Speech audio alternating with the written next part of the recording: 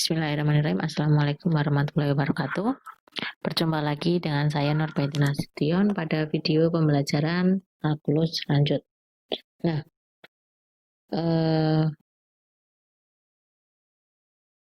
pada video kali ini kita akan membahas mengenai persamaan bidang di ruang berdimensi 3.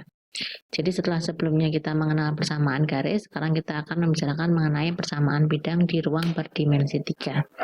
Nah, seperti yang telah saya singgung pada video sebelumnya mengenai persamaan garis, jadi persamaan bidang itu karena di ruang berdimensi 2 itu kita nggak mengenal bidang, satu-satunya bidang yang kita kenal itu ya bidang gambar itu sendiri, bidang kartesius itu sendiri, semesta pembicaraannya berarti. Jadi kita nggak mengenal persamaan bidang ya di ruang berdimensi 2. Karena kita nggak mengenal bidang di ruang berdimensi 2, maka kita harus memikirkan sendiri ya, maksudnya start from scratch dari nol lagi untuk mengenai persamaan bidang di ruang berdimensi 3. Tapi nggak apa-apa. Oke, jadi untuk di setiap bidang sama kayak garis sih, ketika kita mau membuat persamaan bidang, apa sih yang harus kita tahu gitu ya. Jadi bidang itu kan misalkan seperti ini ya. Bidang itu yang membedakan bidang satu dengan bidang yang lain itu kan adalah kemana dia menghadapnya kan. Apakah dia ke atas ataukah dia ke bawah. Misalkan dia miringnya ke berapa derajat gitu ya. Jadi kalau garis itu yang membedakan antara garis satu dengan garis lain itu adalah arah garisnya. Sementara kalau bidang itu yang membedakan satu dengan yang lain itu adalah kemana dia menghadapnya. Nah, nantinya kita akan memberikan nama ke arah yang dihadap itu dengan sebutan vektor normal bidang. Jadi vektor normal bidang. Kita akan mengenal istilahnya vektor normal bidang ketika kita ngomongin persamaan bidang. Kita notasikan dengan N. Yang mana N itu merupakan vektor. Nah, terus vektor normal itu kayak apa? Jadi misalkan kita punya bidang alfa seperti ini, vektor normal itu adalah vektor yang tegak lurus dengan alfa. Jadi dia itu tegak lurus dengan alfa. Artinya dia tegak lurus dengan semua garis pada bidang alfa, gitu ya. Jadi ini adalah vektor normal N. Itu N itu seperti ini. Nah, jadi ketika kita sudah punya ini, kita sudah bisa membedakan. Jadi bidang alfa itu beda dengan yang bidang yang lainnya. Bedanya di mana ya? Vektor normalnya dan satu titik yang dilaluinya. Misalkan titiknya titik A. Nah, jadi persamaan bidang di R3, persamaan bidang di R3 itu ditentukan oleh satu titik yang dilalui dan normal bidangnya. Dan nanti kita akan memberikan rumusnya itu misalkan persamaan bidang yang melalui titik A itu misalkan X0, Y0, Z0 dan memiliki normal bidang N sama dengan A, B, C adalah, jadi kita mendefinisikan persamaan bidangnya itu seperti ini. A kali X min X0 dikali,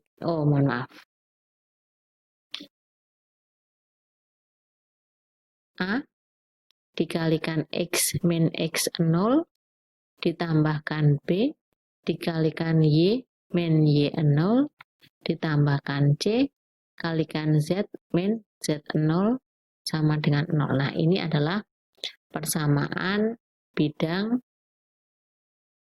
rumus untuk mencari persamaan bidang yang melalui A, titik A, dan memiliki normal bidang A, B, C, gitu ya. Jadi sama kayak persamaan garis, dia ditentukan oleh satu titik dan satu vektor arah kalau garis. Sementara vektor arahnya itu yang searah garis. Nah, sementara kalau bidang itu dia ditentukan oleh satu titik yang dilalui dan satu vektor normal bidang. Normal bidang itu adalah vektor yang tegak lurus dengan bidangnya itu. Gitu. Jadi kalau sudah tahu Sekarang kita akan coba contoh ya. Kita coba contoh, ini saya contoh 1. Tentukan persamaan bidang yang melalui, misalnya titiknya adalah 2, 4, negatif 1, dengan normal bidang N-nya sama aja 2, 3, 4. Nah, setelah Anda memperoleh bidangnya, saya juga meminta Anda untuk menggambarkan sketsa bidang tersebut. Gambarkan sketsanya. Oke ya, kita jawab. Nah, sama kayak tadi, kita tinggal memasukkan rumus ya. Jadi kita sudah tahu normal bidangnya itu 2, 3, 4. Dan titiknya adalah 2,4 min 1. Ini berarti yang titik ini 24 min 1 ini berperan sebagai X0, Y0, dan Z0. Sementara 2, 3, 4 berperan sebagai A, B, C. Nah, selanjutnya ya kita tinggal memasukkan rumus saja. Kita masukkan ke rumus. Oke. Jadi persamaan bidangnya misalkan saya kasih persamaan bidangnya berarti sama aja dengan A kecilnya 2 dikalikan X min X0-nya 2 ditambah B. Oh, B-nya berapa? B-nya 3 plus B-nya 3, Y min Y0-nya itu 4 ditambah C-nya itu 4, Z min Z0-nya min 1 berarti plus 1 sama dengan 0. Sehingga kita peroleh 2X plus 3Y plus 4Z. Ini min 4, ini min 12. Ini plus 4, berarti min 4, min 12 plus 4 sama dengan 0. Sehingga diperoleh 2X plus 3Y plus 4Z min 16 plus 4 berarti min 12 ya, sama dengan 12. Gitu saja. Nah, dapat Anda lihat ini merupakan persamaan linier. Jadi kalau persamaan linier di ruang berdimensi 3 itu menunjukkan persamaan bidang. Bidang yang normalnya kelihatan dari koefisien X, Y, Z-nya ini. Ini kalau seperti ini berarti normal bidangnya 2, 3, dan 4. 2, 3, 4. Sama kan ya? Nah, itu. Sekarang kita mau menggambarkan sketsanya. Kita gambar sketsanya pada ruang, kita ngomongin ruang berdimensi 3 nih. Jadi kalau mau menggambar sketsanya ya kita harus ngomongin di sistem koordinat berdimensi 3. Tapi caranya menggambar bagaimana? Kita cara gambar sketsa bidang ini kayak kita gambar garis pada ruang berdimensi 2. Jadi kita tentukan dulu titik-titik potong terhadap sumbu Y, sumbu X, dan sumbu Z. Jadi titik potong terhadap sumbu X itu kalau, mohon maaf, gini aja. Kita mau mencari titik potong terhadap sumbu Z ya, berarti X-nya 0, Y-nya 0.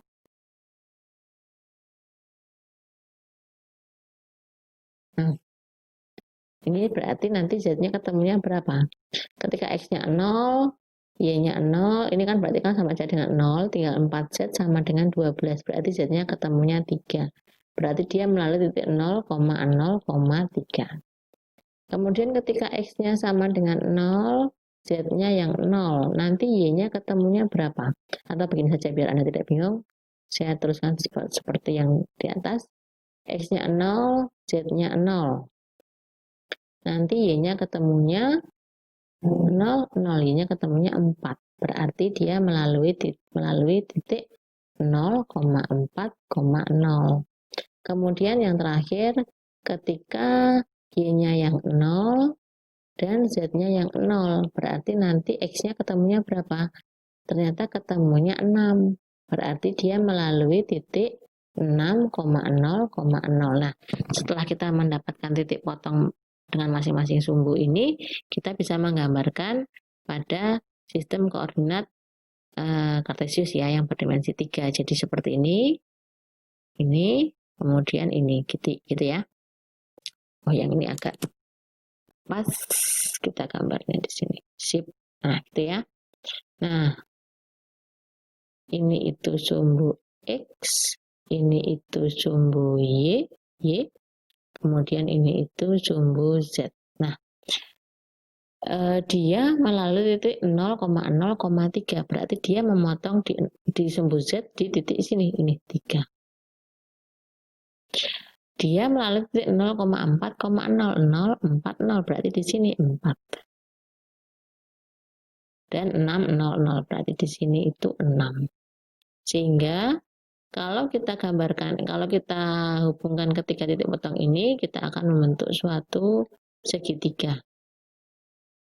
Nah, segitiga inilah yang jadi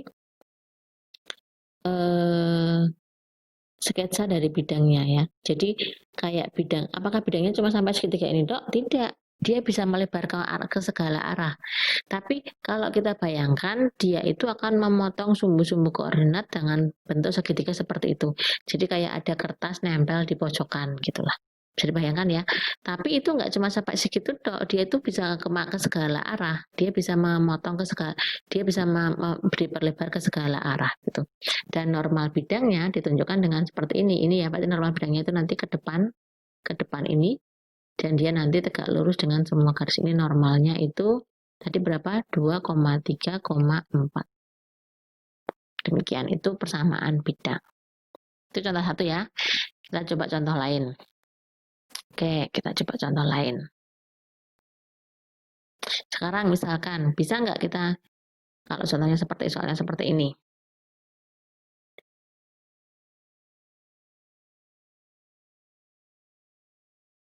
Tentukan persamaan bidang yang melalui titik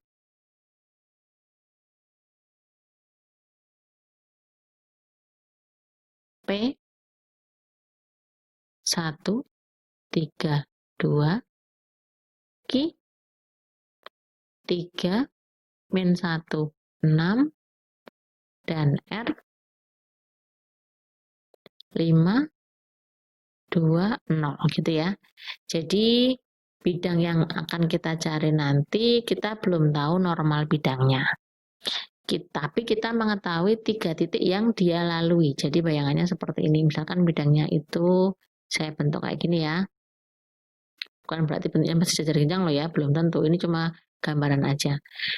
Dia bidangnya itu melalui titik P, titik Q, dan titik R. Nah gitu. Tapi kita nggak tahu normalnya.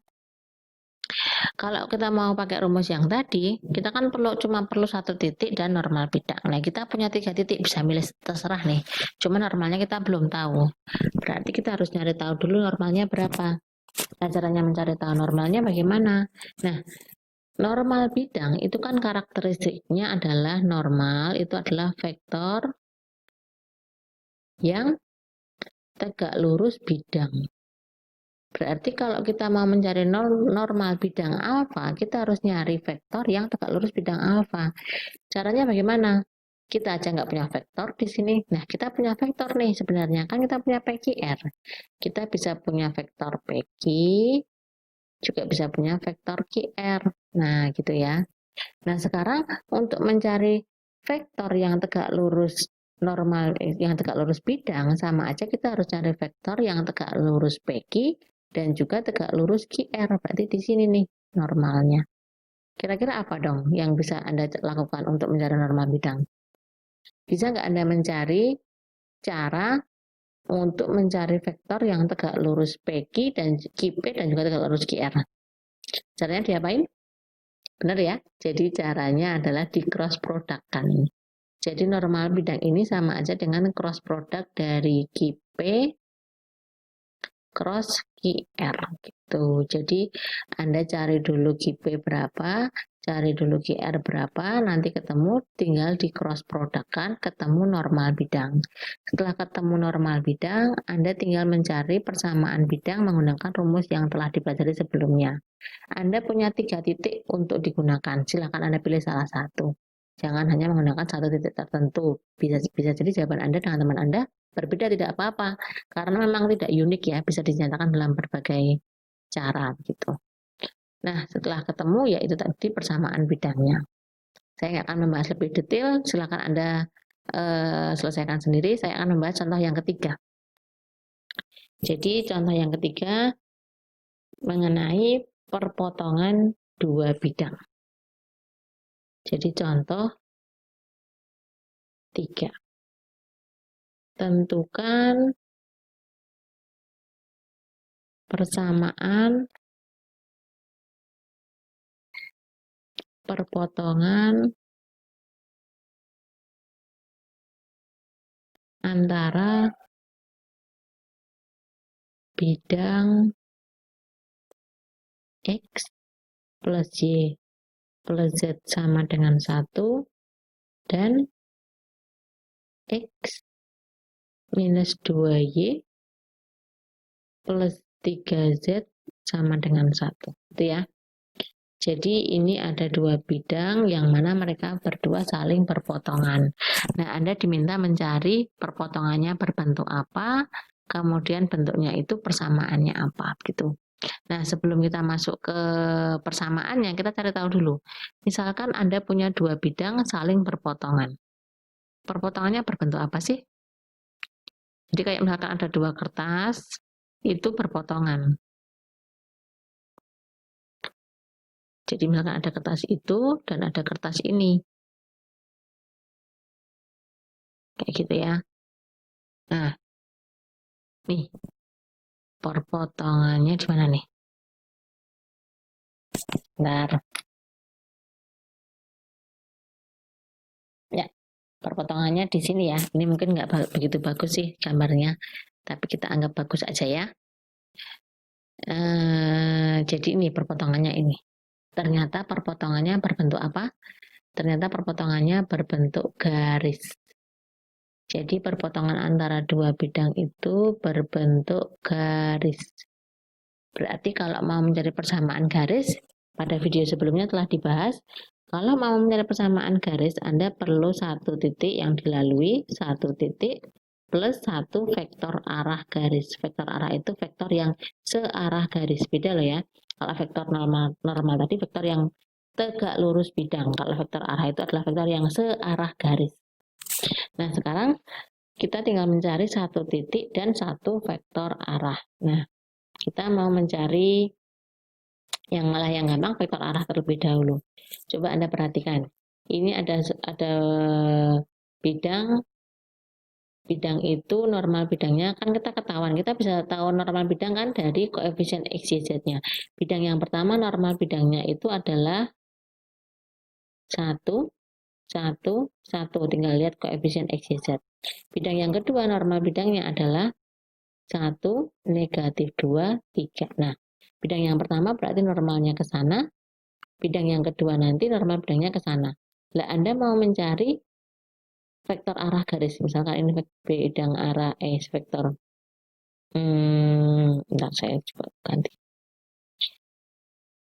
Anda mencari vektor arah garis. Jadi Anda cari vektor arah. Berarti vektor arah itu begini saja. Sebenarnya seperti ini saja. Jadi garis ini terletak pada bidang alfa dan dia juga terletak pada bidang beta. Otomatis berarti kalau gitu garis, ini saya kasih nama garis L ya. Misalkan ini saya kasih nama garis L. Jadi garis L kan dia terletak pada alfa, terletak pada alfa. Artinya dia L itu tegak lurus Pak dengan normal bidangnya alfa. Ini kasih alfa, ini kasih beta. Kemudian L juga terletak pada beta. Artinya L itu tegak lurus dengan normal bidangnya beta.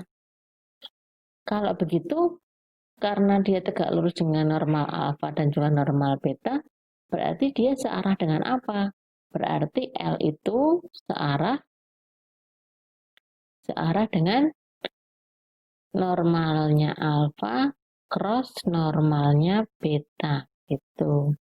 Jadi untuk mencari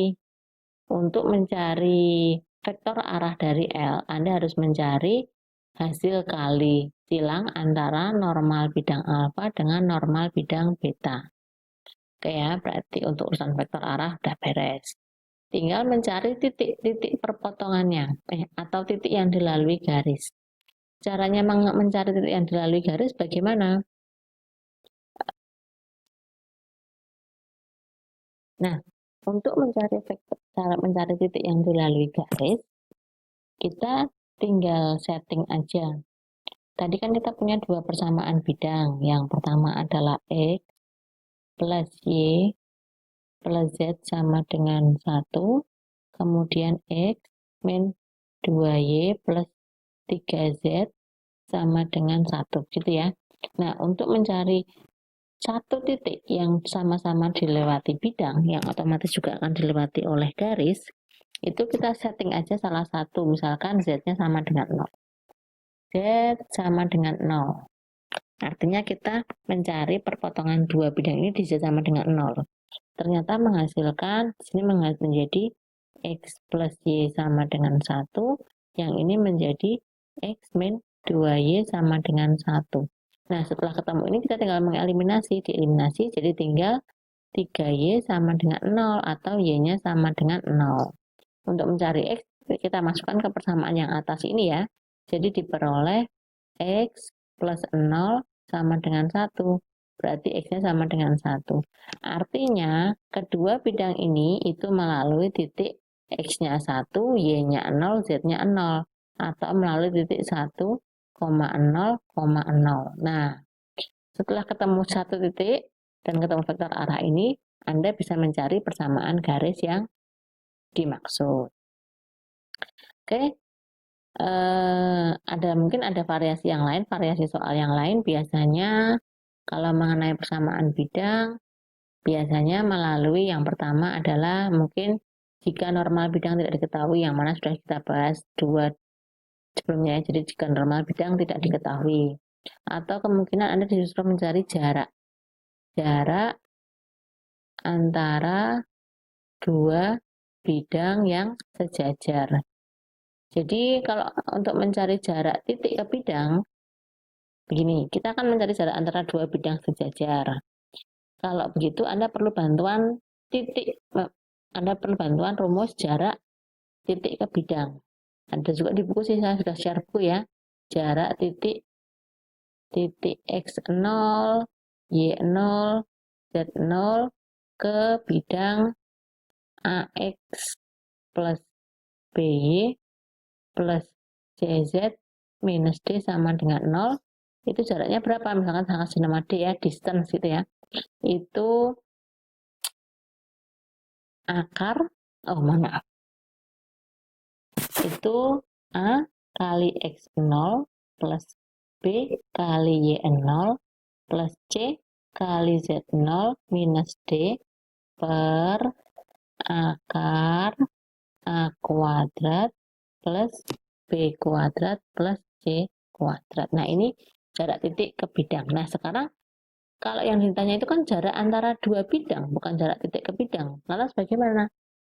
Kalau mencari jarak dua bidang yang sejajar, berarti kan dua bidangnya itu kan sebenarnya kan sejajar ya, nggak pernah berpotongan atas bawah misalkan. Anda mencari jaraknya itu yang ini, misalkan ini D-nya. Caranya bagaimana? Caranya Anda cari dulu satu titik di sini, kemudian Anda ukur jaraknya dari sini ke bidang itu pakai rumus yang bawah ini. Nah, caranya mencari titik bagaimana? Seperti yang atas tadi.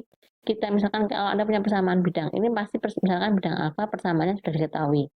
Berapa gitu. Kalau mencari titiknya jadi tinggal Anda masukkan aja satu, misalkan Z-nya misalkan 0, atau mungkin X-nya yang 0, atau mungkin Y-nya yang 0. Ketika sudah ketemu itu, atau gini, mencari titik di satu bidang kan gampang aja sih. Anda misalkan X-nya sama dengan 0, atau Y-nya sama dengan 0. Dan nanti Z-nya ketemunya berapa. Nah, itu nanti ketemunya berapa itu adalah satu titik yang dilalui oleh bidang alfa. Ini berapa ya tadi ya. Nah, tinggal sudah ketemu itu, tinggal Anda mencari jarak titik itu ke bidang beta pakai rumus yang di bawah. Nah, demikian penjelasan mengenai persamaan bidang di ruang berdimensi 3 dari saya. Semoga bermanfaat. Diskusi selanjutnya akan kita lanjutkan di Classroom atau mungkin grup WA. Semoga bermanfaat. Terima kasih. Wassalamualaikum warahmatullahi wabarakatuh.